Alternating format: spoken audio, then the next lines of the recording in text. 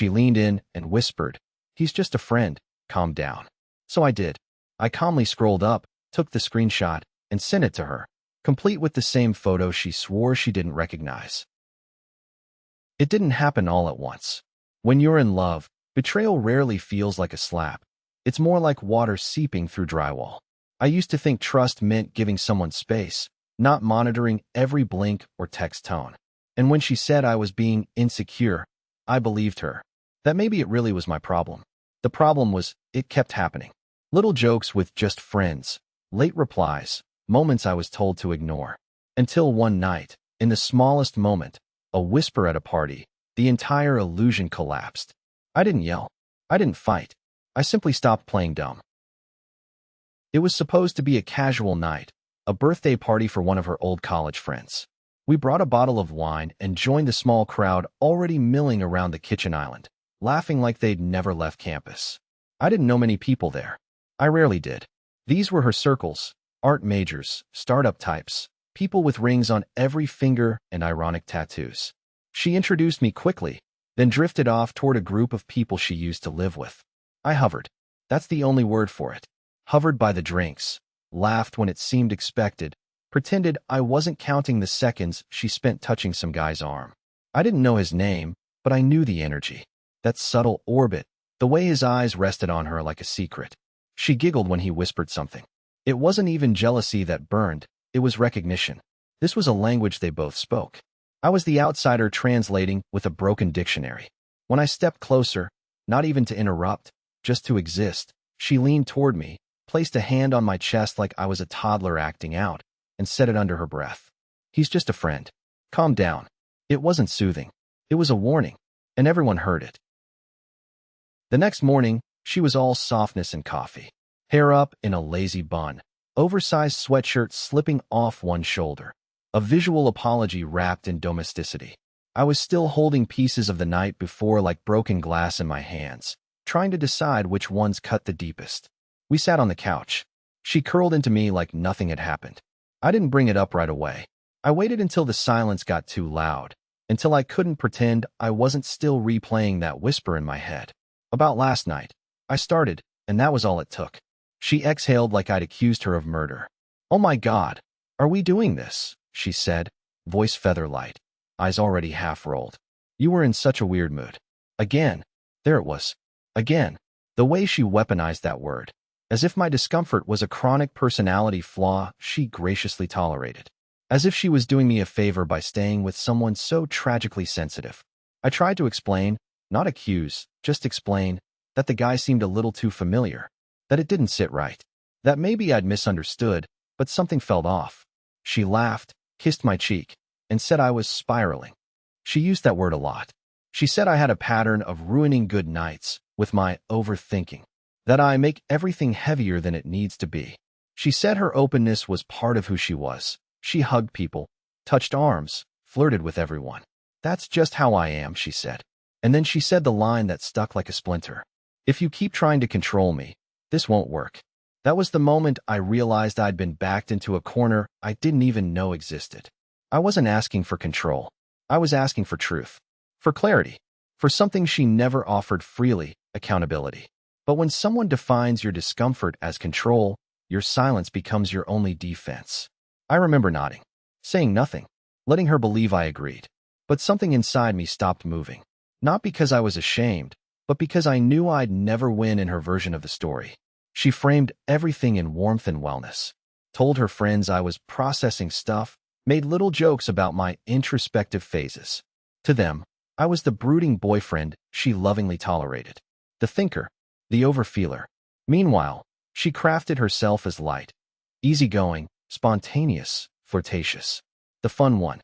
The one who danced with strangers at weddings and called everyone babe. And the more I doubted my feelings, the more her version of me became real, not just to others, but to myself. That morning, I said nothing more. Just sipped my coffee, nodded when she said she loved me, and watched her smile like she'd won something. But I wasn't spiraling. I was waking up. She had a way of disarming me just when I was starting to feel the most grounded in my doubts. Like clockwork, every time I came close to naming the thing out loud, calling it what it was, she'd drop a line that rewrote the entire narrative. That week, she sent a text mid-afternoon. "You're my person. Always." No context. No follow-up. Just those words. I read it twice, then 3 more times. Part of me melted. Part of me tensed. That's what emotional confusion feels like when you've lived in a gaslit ecosystem. Even kindness has sharp edges. That night, she invited me over. Her place was clean, like she knew I'd need everything to feel normal. She played a playlist she called Ours, poured wine into the good glasses, curled into me like I was safety and nostalgia and possibility all at once. And just like that, I was back in the loop. We watched something on TV, I couldn't tell you what. She kept glancing at me, laughing too loudly at jokes, like she was trying to remind me she was good, that this was good, that I was the one tainting it with my overthinking. I remember the moment it turned. She offered, out of nowhere, to show me her texts. Said she wanted to prove there's nothing to worry about. It felt off, too generous, too well-timed. But I said yes. She opened her WhatsApp, scrolled casually. Let me look, briefly, at a few conversations. Names I'd heard before, work chats, old friends, a few emojis here and there. I asked about one guy, and she laughed. "Oh, that's Max. We've been friends forever. He's like a brother." She said it with such confidence that I almost felt guilty for looking. But something in her body was tight. Her left hand never left the screen. She scrolled just fast enough to skip any friction, just slow enough to suggest transparency. And I knew. This wasn't openness. This was curation. She was showing me what she wanted me to see. A few clean dishes and a sink full of dirty ones. Still, I played along, smiled, thanked her. She kissed my forehead like I'd passed a test. We fell asleep like that, her breathing even, legs tangled. For a moment, it felt like it used to. Before all the second-guessing. Before every notification made my stomach drop. But in the quiet of her apartment, long after she drifted off, I stared at the ceiling and thought, if someone goes out of their way to prove their innocence, what exactly are they covering for? I wasn't relieved. I was suspended, like someone had paused the music just before the chorus. Some part of me wanted to believe her, because the alternative was unlivable. But love without trust isn't love. It's just a performance where only one person knows the script. It was barely a blip, a casual story post on Instagram, gone in 24 hours. I almost skipped past it. The guy from the party, the one she told me not to worry about, had posted a boomerang of his coffee. Harmless, mundane, the kind of thing you'd tap through without thinking. But I froze. His profile photo caught my eye. It wasn't the same one he'd had at the party, not exactly. But it was the same photo I'd seen once, blurry and buried in her WhatsApp message preview. The one she claimed belonged to her cousin. The one she scrolled past like it was nothing. Same countertop in the background. Same shirt. Same lopsided smirk. It wasn't definitive proof. But it wasn't nothing. I sat there, phone in hand, suddenly hyper-aware of how many times she'd changed contact names, or told me a guy was just a client, or claimed someone texting at 11 p.m. was an old group chat. It wasn't about this one guy anymore. It was about how many stories I'd accepted as fact because I didn't want to seem controlling. I scrolled back through my mental archive. Dates, moments, slip-ups that now pulsed with new clarity. There was a message weeks ago with the name Elena and a suspiciously generic "LOL, you're terrible" preview. At the time, I didn't question it. Now I couldn't stop thinking about it. About how carefully things had been hidden in plain sight. That night, I didn't say anything. I didn't confront her. Instead, I started backing up my own memories. Screenshots, timestamps, saving posts before they vanished. Not to trap her, but to keep myself from being rewritten again. Because every time I brought up a concern, she'd reframed it. I was controlling. I was paranoid. I was ruining the vibe. But what if the vibe had been staged all along? I didn't want to become the person who checked phones or stalked DMs. But I also didn't want to be the person who spent another year in a relationship that only existed because I chose to look away. So I looked. Carefully. Quietly. I didn't bring it up. I didn't need to. Not yet. Instead, I started drawing lines. Between names and usernames. Between half-truths and real timelines. Between the girl I thought I knew and the woman who had somehow trained me to doubt my own instincts. That one profile photo, the tiniest thing, was all it took. Not because it was dramatic, but because it wasn't. It was casual, effortless, undeniably familiar. And for the first time, I realized she never stopped being herself. She just stopped letting me see all of it. 2 months earlier, she'd gone on what she called a girls' weekend. Spa, wine, no phones. She framed it as sacred feminine energy, like I'd be encroaching on a ritual by even texting. I didn't push. I wanted to be the kind of partner who respected boundaries, the kind who wasn't needy. But that weekend never sat quite right. There was a moment, just one, that came back to me now, clearer than it had been the day it happened.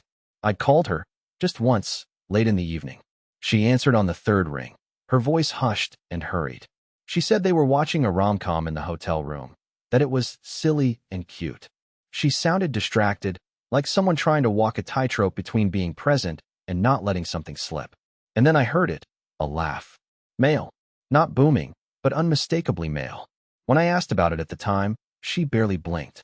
Said it was the TV. You're so suspicious sometimes, she added, laughing it off. And because I didn't want to be that guy, the jealous one, the interrogator, I let it go. But now, with that profile photo burned into my mind, everything replayed with a different lens. The pause before she picked up, the forced lightness in her voice, the casual mention of wine, as if to distract from whatever background noise she couldn't fully mute. I thought I was being mature by trusting her. But it wasn't maturity, it was fear dressed up as grace. I was afraid of what I'd find if I looked too closely, so I let her hand me the version of events she curated. I didn't even realize how deeply that moment had embedded itself into me. Until now. Until every piece of the timeline started aligning, not in my favor. Was he there? I couldn't say with certainty. But could I imagine her bringing him under the pretense of just tagging along with her friends? Yes. And worse. I could imagine her lying about it with ease. Because I'd watched her do it. She didn't lie with words. She lied with tone, with omission, with context. She lied by controlling the narrative so tightly, you doubted your own. That weekend had always felt a little too quiet. Now I knew why, and the realization wasn't rage. It wasn't betrayal. It was grief. The kind you feel when you finally accept that something you loved never really loved you back in the same way. I sat on the edge of my bed, phone still in hand, and stared at my reflection in the dark window. Not angry, not heartbroken, just tired. Tired of telling myself this was okay. Tired of trying to be unbothered. Tired of pretending that someone who makes you question your sanity is worth protecting. She texted me on a Thursday afternoon. Come to dinner tomorrow? Just a few people from work, nothing big. I want you there. I read the message twice. It was worded too carefully. Not my friends. Not us. Just a few people from work. That language made me pause. It was neutral, vague, and very unlike her. Usually, she'd oversell. Talk about the food, the vibe, the theme. But this felt surgical, controlled. Still, I said yes. The restaurant was the kind of place she loved. Dim lights, shareable plates, overpriced cocktails with pomegranate seeds. I got there a few minutes late and saw her before she saw me. She was leaning in across the table, laughing at something someone said. And next to her, of course, was him. The same guy, same smirk, the one from the party. The story, the blurry contact, the ghost in every conversation she told me to ignore. She looked up, saw me, and waved like nothing was off. Oh, you've never met Sam, right? She said, smiling with her teeth, eyes too wide. Sam. He shook my hand. Firm grip. Polished smile. That particular kind of friendliness men use when they want you to know you're already losing. Throughout the dinner, I said all the right things. Nodded at the right times. Laughed politely. But inside, I was scanning everything. The body language, the eye contact, the subtle leaning in when she laughed, the stories they told that I'd never heard. I wasn't paranoid. I was awake. She kept looking at me like I was a kid at a parent-teacher conference, like I should be proud of how well she was performing. One moment stuck. He mentioned a shared joke, something about a Halloween party at someone's apartment. Everyone laughed. Except me. I wasn't there. I hadn't heard that story. She had never mentioned it. It wasn't even what he said. It was how easy it came out. Like he knew he belonged there more than I did. I looked at her. Her smile faltered for just a second, a micro-expression most people would miss. But not me. She knew I caught it. Knew I was filing it away. And in that moment, she did what she always did. She pivoted. Changed the subject. Pulled me in with a touch on the knee under the table, as if to say, you're still my person. But I wasn't. Not anymore. I was the placeholder. The buffer. The guy she brought to keep up appearances. And still, I stayed until dessert. I listened to their stories. I paid for my half. I walked her to her car. Because when someone lies long enough, you stop waiting for them to confess. You just start collecting. It was almost impressive, the way it unfolded. We were sitting around the table, a few desserts ordered for the group, drinks refilled without asking. The vibe was easy, fluid. I watched her more than I spoke, watching how she laughed with just a bit more breath than necessary when he said something, how she casually tilted toward him when she made a joke. But it was when her friend Amanda leaned in and said it. That's when the air changed. You two are basically like a married couple, you and Sam. It was said between bites of cheesecake, tossed into the air like a balloon. But it didn't float, it hit like a brick. Everyone laughed. Even her. That laugh stung more than anything she'd said to me directly. It wasn't cruel. It wasn't mocking. It was effortless. As if this wasn't even an inside joke. It was just truth they'd all agreed on without me. I looked at her. She caught my eyes mid-laugh, and for a split second, I saw it, the crack. That flicker of recognition that she'd gone too far. That maybe, just maybe, I wouldn't pretend not to notice this time. And then she said it. I mean, obviously not. Too late. Too late. The damage was already done. Everyone else had already moved on, chasing the next joke. But I was still sitting in the moment, pinned to my chair by the weight of what I'd just witnessed. I wasn't in on the joke. I was the joke. That's when it hit me. This wasn't a slip-up. This was a pattern. It was never about big betrayals. It was about erosion. Little moments that wore you down. That made you feel invisible in public and overreactive in private. Moments like this, where your discomfort was just inconvenient enough to ignore. Later, walking to the car, she did the usual cleanup. People were just teasing, she said. You know Amanda. She jokes with everyone.